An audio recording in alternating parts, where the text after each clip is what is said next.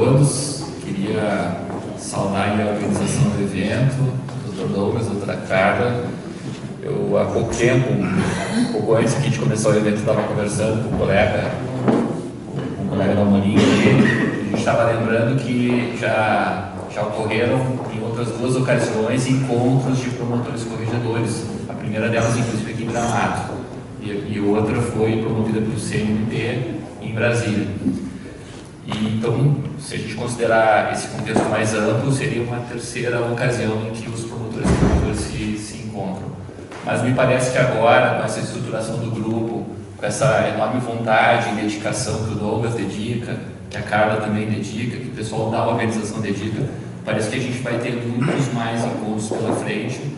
Eu acho extremamente proveitoso isso. Saúdo, então, vocês, agradeço vocês por essa iniciativa e tenho certeza que nós todos aqui, mais cedo ou mais tarde, vamos sair da corregedoria, mas espero que esses encontros continuem a ocorrer independentemente das pessoas que estejam neles presentes.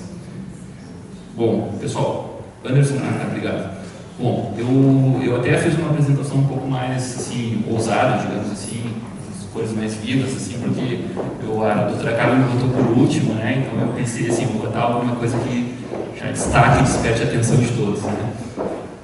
A mim, então, eu fui incumbido de tratar aí a questão relativa à recomendação de caráter geral do CNMP número 1 de 2018, que é aquela que trata do estágio probatório. Então, a minha proposta aqui dentro dessa perspectiva é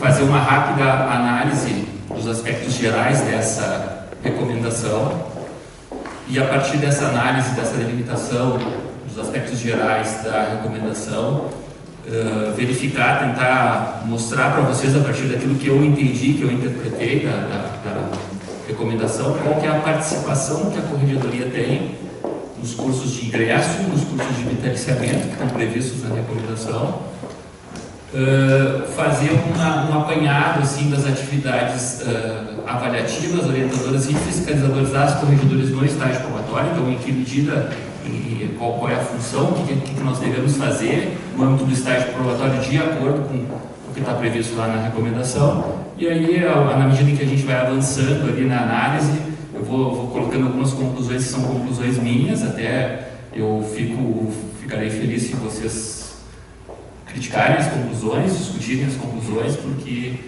eu acho que isso pode enriquecer muito o debate. Até acho importante também a presença do colega lá do Conselho Nacional. Imagino que deve ter participado da elaboração desculpa, o colega do Conselho deve ter participado também da elaboração da recomendação. Então, acho que também algumas coisas talvez possam nos ajudar e nos contribuir a esclarecer qual é a ideia do Conselho Nacional. Também eu queria lembrar aqui, a própria recomendação fala isso nos considerandos, que ela traça diretrizes gerais e nós, no Brasil, todos sabem, a gente vive numa federação, cada estado tem a sua autonomia e cada estado tem as suas particularidades, né? Portanto, a gente deve sempre fazer essa leitura da recomendação, tendo em vista as peculiaridades e particularidades e autonomia de cada unidade do Ministério Público. Isso a própria recomendação já diz lá, se eu não me engano, no último dos considerados. Então, como é que está estruturada a recomendação de caráter geral número 1 de 2018? Ela está estruturada em duas partes. Uma primeira parte é onde estão os considerandos, ou seja, as justificativas, são várias justificativas, vários considerandos, que são as justificativas para que se estabeleça essas diretrizes gerais, que se estabeleçam essas diretrizes de caráter gerais relativas ao estágio probatório. E na segunda parte é que estão contidas propriamente as disposições, né? Ou seja, as regras, as normas, as diretrizes que têm que ser seguidas. A segunda parte, então, que é a parte, digamos assim, mais normativa, ela é dividida em 7 capítulos. O capítulo 1 fala dos princípios gerais sobre a formação, gestão e evolução humana no estágio probatório. O capítulo 2 é sobre os cursos de ingresso e vitaliciamento. O capítulo 3 fala das atividades avaliativas, o 4 das orientadoras, o capítulo 5 das atividades fiscalizadoras. Tem um capítulo lá que trata especificamente da impugnação ao vitaliciamento, e depois a recomendação termina com as disposições gerais. Por essa estrutura da recomendação, a gente pode ver que ela é basicamente pensada e dirigida para as escolas institucionais e para as corregedorias. Então, as diretrizes, os comandos que são previstos na recomendação, eles são, em sua grande essência, voltados às escolas institucionais e às corregedorias. E depois a gente vai ver, me parece até que mais ainda as corregedorias. Claro que na recomendação também são referidos outros órgãos, né? Mas na essência, no fundamental, naquilo que é mais substancial, ela trata de apresentar um modelo de atuação para as escolas institucionais e para a corregedoria durante o estágio probatório. No que tange às escolas institucionais, o papel das escolas institucionais seria essencialmente de atuar na elaboração dos cursos de ingresso e vitaliciamento. As escolas institucionais então teriam a expertise para fazer o treinamento dos promotores, para montar cursos de treinamento. Então, elas são chamadas a colaborar com essa expertise, com essa função, ou seja, elaborar os cursos de ingresso e vitaliciamento dos promotores em estágio probatório. Já a própria recomendação dispõe ali que as escolas institucionais vão atuar na elaboração dos cursos, mas que há necessidade de efetiva participação das corregedorias, tanto na fase de construção, como nas de realização e avaliação. Então, embora seja importante, e a própria recomendação fala isso, indispensável se resguardar a autonomia pedagógica das escolas, esse processo de elaboração, de criação, de implementação dos cursos exige uma participação efetiva das corregedorias. Aí ali em cima, não sei se vocês conseguem ler, eu transcrevi ali o artigo 4º, parágrafo 3º da recomendação, em que ele trata exatamente isso. O artigo 4º, eu estou transcrevendo o parágrafo 3º, diz o seguinte: os cursos de ingresso e de vitaliciamento, disciplinados no capítulo 2 dessa recomendação, serão formalizados e realizados pelas escolas de formação e aperfeiçoamento do Ministério Público, com a efetiva participação das corregedorias, tanto na fase de construção, quanto nas de realização e avaliação, respeitada a autonomia pedagógica das escolas institucionais. Então, as escolas institucionais são responsáveis por elaborar, por formalizar e realizar os cursos, mas elas têm que necessariamente contar com a efetiva participação da corregedoria. Então, eu estava referindo antes que a recomendação é dirigida às escolas, essencialmente às escolas da corregedoria. As escolas teriam esse papel, e as corregedorias, por sua vez, elas têm o papel de atuar na fase de construção, realização e avaliação dos cursos de ingresso e vitaliciamento, porque elas têm que ter uma efetiva participação nesse ponto.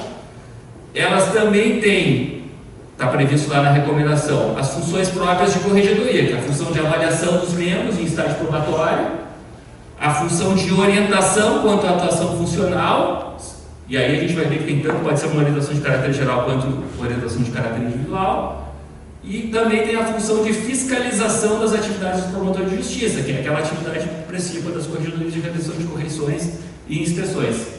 E por fim também é a função da corregedoria a impugnação ao vitaliciamento, que é levado a efeito de acordo com a recomendação pelo corregedor geral. Então, se a gente for ver aqui, retornando na estrutura da recomendação, o capítulo 2 seria aquele que contém as disposições que se relacionam à corregedoria e às escolas institucionais. Claro que as escolas institucionais também, e a corregedoria também estão relacionadas no capítulo 1. Mas eu queria mostrar essa estrutura para que vocês visualizassem bem que a corregedoria atua no capítulo 2, capítulo 3, capítulo 4, capítulo 5, capítulo 6. também ela tem que observar o capítulo 1, que são os princípios gerais, e também tem normas da Corregedoria nas disposições gerais. As escolas institucionais, por sua vez, elas estão basicamente orientadas ou recomendadas no capítulo 1 e no capítulo 2. Então, por que eu faço esse apanhado e fiz essas considerações? Porque essa estrutura que advém da recomendação traz para mim a conclusão, e eu acho que tem que ser realmente assim, não podia ser diferente, e a recomendação me parece diz isso, que a corregedoria é o órgão protagonista na formação dos membros em estágio probatório. Ou seja, a formação dos membros do Ministério Público naquele período inicial de exercício da carreira, ela é feita essencialmente ou fundamentalmente com a participação da corregedoria. A corregedoria dentro do Ministério Público é o principal órgão responsável por esse período de formação dos promotores de justiça. Vamos olhar um pouquinho mais detalhes ali a questão do curso de ingresso e de vitaliciamento. A recomendação estrutura essa formação dos promotores em duas etapas. Está lá disposto na Constituição Federal que é a etapa obrigatória do processo de vitaliciamento, a participação em curso oficial ou reconhecido por Escola Nacional de Formação e Aperfeiçoamento. Ou seja, todos os promotores de justiça em estágio probatório, obrigatoriamente, têm que participar de cursos de formação. É uma obrigatoriedade que está lá na própria Constituição. O que a recomendação de caráter geral faz? Tá? E aí eu cito ali o artigo 5º. Ela ratifica essa obrigatoriedade, inclusive faz referência expressa a esse dispositivo constitucional, e diz assim, que esse curso obrigatório que tem que ser feito, ele se constitui em duas modalidades: o curso de ingresso e o curso de vitaliciamento. Então está ali, artigo 5º, curso de ingresso e vitaliciamento constitui a etapa obrigatória do processo de vitaliciamento no cargo do Ministério Público. Então aquela obrigatoriedade da Constituição, ela está sendo disciplinada ou recomendada que ela seja disciplinada no sentido de que a formação é feita em duas formas: curso de ingresso e curso de vitaliciamento. Curso de ingresso é aquele curso inicial, logo que o promotor de justiça toma posse, enfim, antes de começar suas funções, e o curso de vitaliciamento, ele é um curso que vai se desenvolvendo de modo contínuo ao longo do estágio probatório.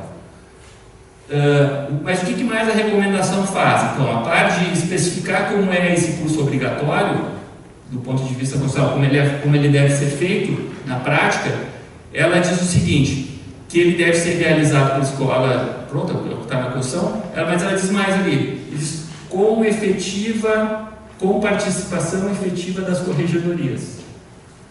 Então ela diz o seguinte, o promotor tem que fazer o curso, é obrigatório fazer o curso que tem que ser feito é esse, são dois tipos, curso de ingresso e curso de vitaliciamento, e nesses cursos a efetiva participação das corregedorias é obrigatória.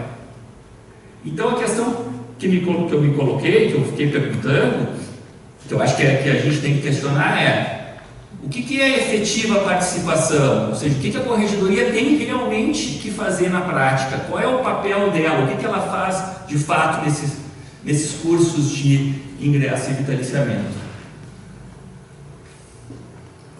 Talvez seja difícil a gente construir uma ideia do que é, uma ideia definitiva do que é efetiva participação. E eu suponho que esse conceito tenha sido deixado aberto dessa forma para permitir que cada Estado verifique, de acordo com a sua particularidade, em que medida a corregedoria vai poder participar mais ou participar menos desses cursos. Porque são estados diferentes, são realidades diferentes. A gente viu agora a exposição aqui de Minas Gerais.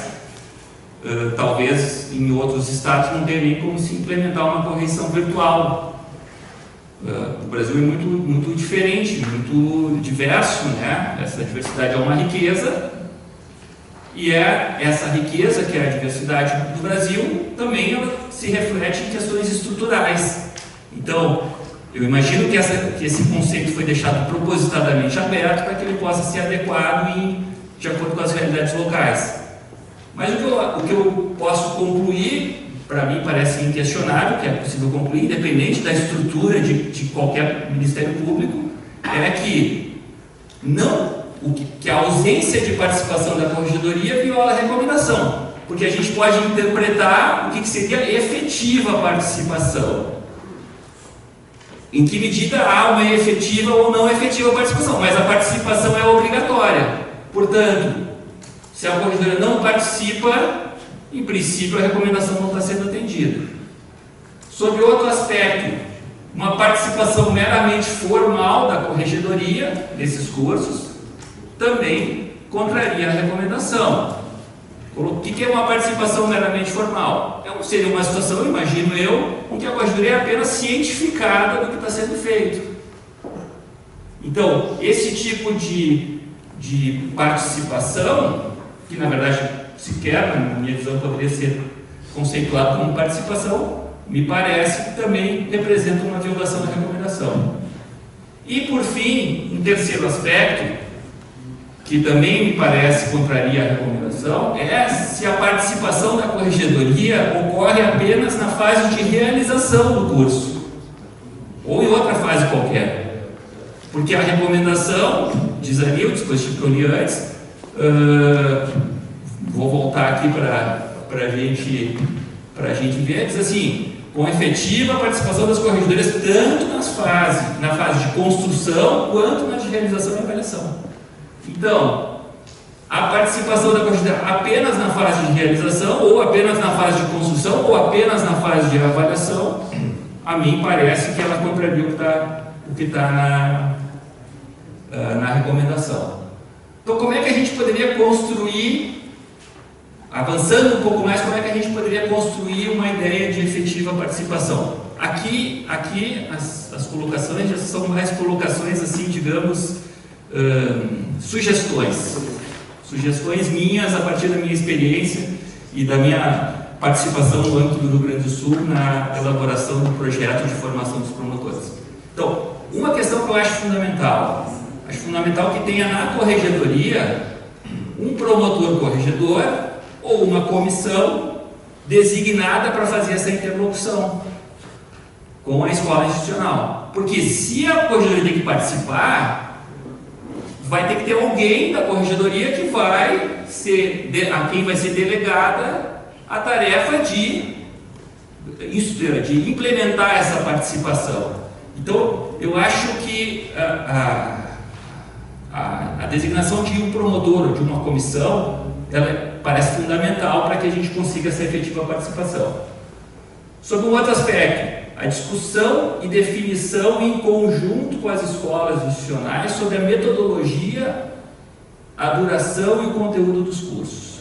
Então, uma vez definido quem na corregedoria vai participar, esse grupo tem que fazer uma efetiva discussão com a escola institucional sobre qual é a metodologia que vai ser utilizada, quanto tempo vai durar o curso e o que vai ser ministrado no curso. Porque de outra parte, de outro modo, me parece que sem isso, me parece que a participação da corregedoria não teria aquela efetividade preconizada pela própria recomendação. Avançando um pouco mais, e aí eu acho que essa questão, isso parece até mais polêmica. A corregedoria, no meu modo de ver, teria também teria que ter o papel de indicar os facilitadores para o módulo prático do curso de ingresso e, no mais, definir em conjunto com as escolas institucionais os facilitadores responsáveis pelo módulo institucional de apresentação de princípios do curso de ingresso, bem como pelos cursos de vitaliciamento. Só para situar, e quem talvez não esteja lembrado, Anderson, tem como abrir ali a recomendação? A recomendação ali, passo assim para baixo. Ali,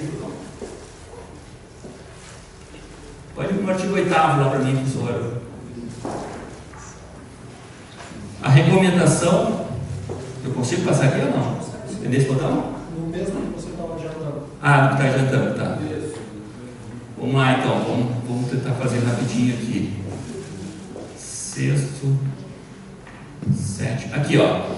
O curso, a etapa de formação para o ingresso, aquele curso de ingresso, como é que ele ocorre? Ele é previsto em 4 fases, né? 4 módulos, né? O módulo 1 é que é de apresentação da instituição, são os órgãos, unidades, enfim, assim por diante. O módulo 2, que é a apresentação dos princípios e fundamentos que norteiam a atividade do Ministério Público, suas atribuições constitucionais.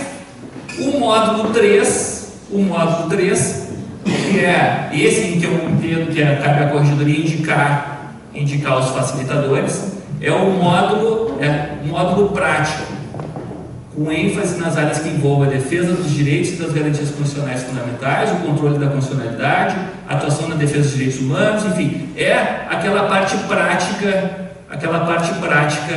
da formação inicial do curso de formação. Então, ali a própria parágrafo 3º do artigo 8º diz, ó, isso será realizado tendo por base casos fictícios quanto concretos, em que os membros da instituição reprobatória se manifestarão em processos judiciais e procedimentos. Enfim, é um módulo prático. Pode voltar para mim, Anderson, aí, por favor. Então, como é que eu penso que essa efetiva participação da corregedoria se dá? No módulo 3, no módulo prático, cabe à corregedoria indicar quem vão ser os facilitadores, quem vão ser as pessoas que vão colaborar lá no momento em que os promotores vão estar atuando assim nos casos práticos, fazendo treinamento de casos práticos. Nos demais módulos, aí é uma questão mais de conjunto, vai definir em conjunto com as escolas institucionais quem vão ser os facilitadores. Além dessa questão da indicação dos facilitadores, me parece também que a corregedoria tem que estar presente no curso de formação, no curso de ingresso. A corregedoria tem que estar lá, tem que estar presente. Então vai ter o facilitador, vai estar o corregedor lá que vai estar acompanhando o treinamento e validando as informações que o facilitador vai estar repassando. Aliás, como no meu modo de ver, tem que ter aí um intercâmbio, uma interlocução entre o facilitador e a corregedoria. Tem que ter uma simetria entre o facilitador e a corregedoria. Porque a gente viu aqui na recomendação, que foi a primeira conclusão, que o órgão com primazia na formação dos promotores é a corregedoria. Depois a gente vai ver que nós, enquanto corregedores, a gente vai fazer avaliação, fiscalização e orientação do promotor. A gente vai acompanhar o promotor durante todo o estágio probatório. Então a gente vai conseguir ver no dia a dia aonde que são os problemas que o promotor enfrenta, quais as dificuldades que ele possui. Então isso nos legitima a que a gente tenha uma atuação importante nessa fase de treinamento. Portanto, no momento que do curso de ingresso, no momento que ele está sendo executado, a corregedoria tem que estar lá presente para validar e conferir as informações que estão sendo passadas. Bom, tem algumas questões, né? Porque, como eu falei, são ideias que me ocorreram, que eu lancei. Essas sugestões, elas são compatíveis, por exemplo, com o artigo 7º, parágrafo único da recomendação, que diz ali, ó, detalhamento dos conteúdos competenciais das abordagens estratégicas metodológicas, dos critérios para a seleção dos capacitadores do curso. Enfim, será objeto de termo de cooperação firmado entre a Administração Superior do Ministério Público e as respectivas escolas superiores do Ministério Público ou centros de estudos e aperfeiçoamento funcional. Eu lendo assim esse dispositivo, parece que deveria estar ali a corregedoria, mas está a Administração Superior do Ministério Público, está um conceito mais amplo, né? Então, pronto. É uma dúvida, é uma questão, coloco para vocês para reflexão. A outra questão, que é aquele parágrafo 3º do artigo 8º que eu li para vocês ali antes lá. O que ele diz lá? Que o módulo 3 vai ser realizado com base em casos fictícios quanto concretos, e que os membros das instituições probatórias se manifestarão em processos judiciais, procedimentos extrajudiciais, sob orientação de membro do Ministério Público vitalício a ser designado pelos órgãos competentes das unidades do Ministério Público. Não diz ali a ser será assim, diz assim, sob a orientação de membro do Ministério Público vitalício a ser designado pelos órgãos competentes. Antes de se tornar recomendação, o Conselho Nacional abriu uma oportunidade de sugestões a todas as corregedorias. Imagino que os colegas aqui devem ter recebido também a mesma comunicação do Conselho Nacional pedindo sugestões. Uma das sugestões que foi dada pela Corregedoria do Rio Grande do Sul foi exatamente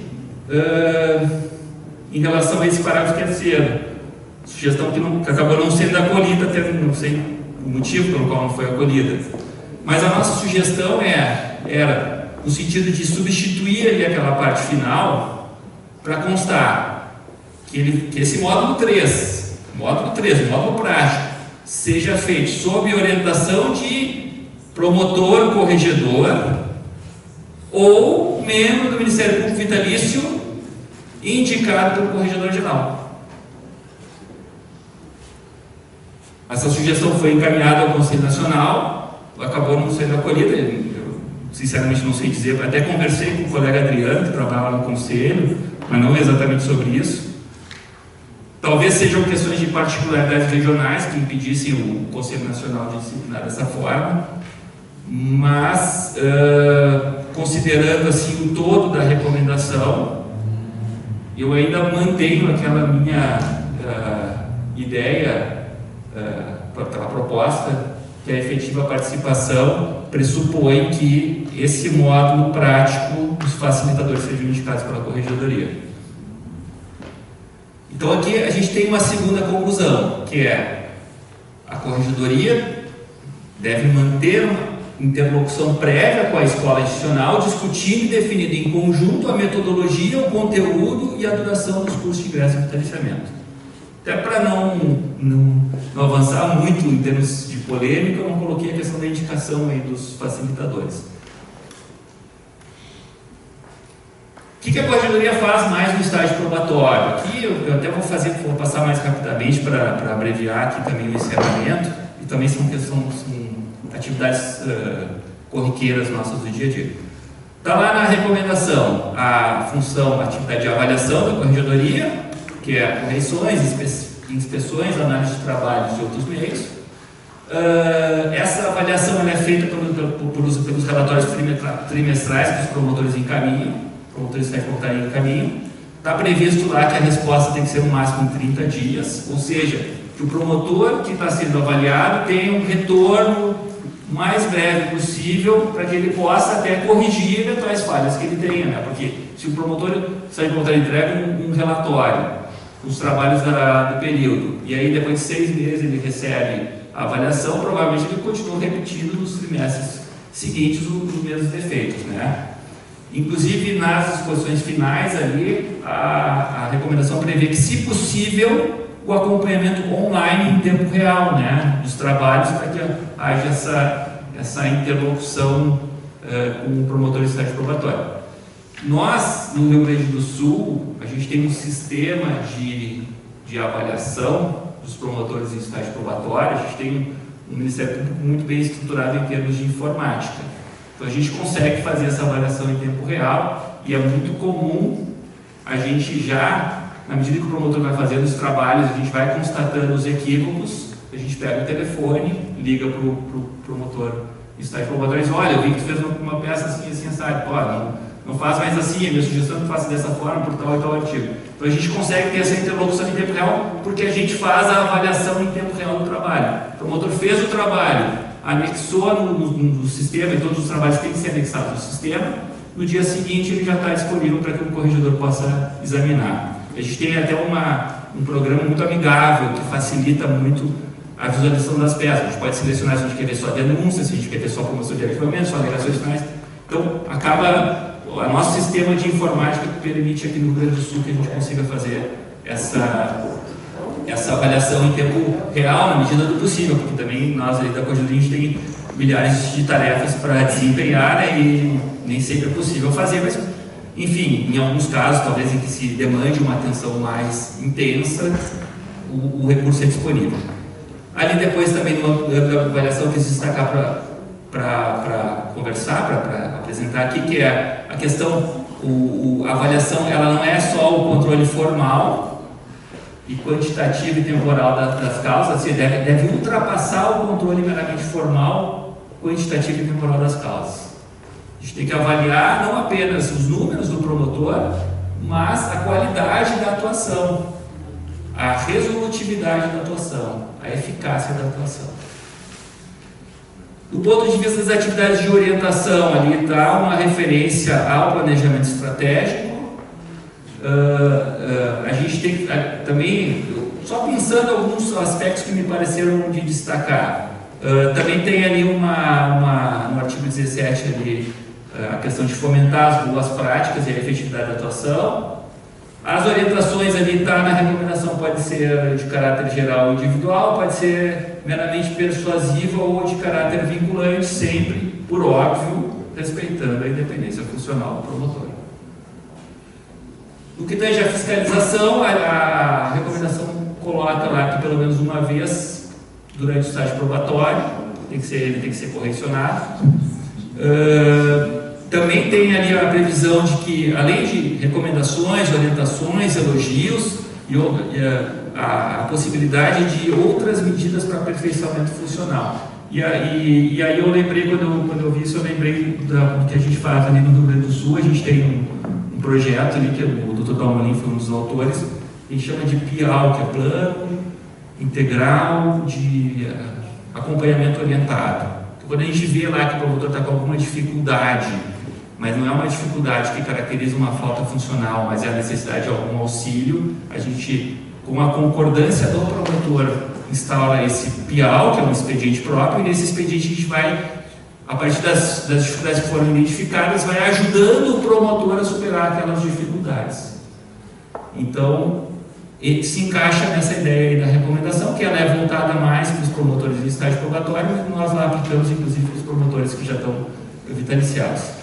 Alinhamento ao planejamento estratégico e plano geral de atuação, e a fiscalização se dá também, não lembro de ter visto na recomendação, mas ela, por óbvio, se dá também na análise das reclamações disciplinares. Então, toda vez que chega uma reclamação quando algum promotor que está em estágio probatório, isso é analisado pela corregedoria e não deixa de ser também uma atividade de fiscalização. Ali fala da impugnação ao vitaliciamento, acho que não vale a pena a gente avançar nisso. E eu trouxe aqui alguns dispositivos, eu não vou ler, eu só vou fazer algumas referências rápidas de aspectos que me parecem muito importantes no âmbito do estágio probatório. E eu vejo que assim, são muito importantes de acordo com a nossa realidade atual, né? Primeiro, a questão de idoneidade ética e moral, a questão da conduta pública e privada compatível com a dignidade do cargo. Acho que isso é uma questão que é um foco de nossa especial, deve ser um foco de nossa especial atenção.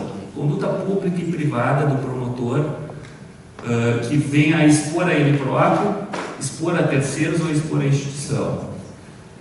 Outro aspecto que acho que é muito importante a gente acompanhar no estágio probatório é a questão da vocação para o exercício das funções do Ministério Público, o comprometimento que o promotor tem com a instituição, ou seja, em geral, o engajamento que ele tem com o pertencimento, a sensação de pertencimento que ele tem em relação à instituição.